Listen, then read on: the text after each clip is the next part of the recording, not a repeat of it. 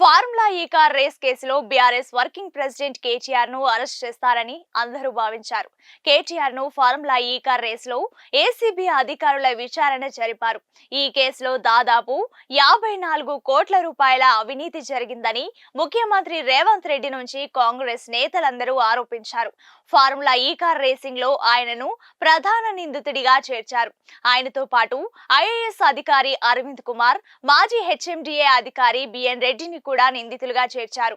Formula ఈ car racing కు సంబంధించిన ఫైల్స్ ఈడీ అధికారులు పట్టుకొని వెళ్లారని, ఈడీ ఎందుకు అరెస్ట్ చేయలేదని రేవంత్ రెడ్డి ప్రశ్నించగా, కేంద్ర మంత్రి బండి సంజయ్ మాత్రం బీఆర్ఎస్ కాంగ్రెస్ ఒకటేనని, అందుకే అవినీతికి కాపాడే ప్రయత్నం చేస్తున్నారని, కేసును సిబిఐకి అప్పగించాలని ఆయన డిమాండ్ చేశారు.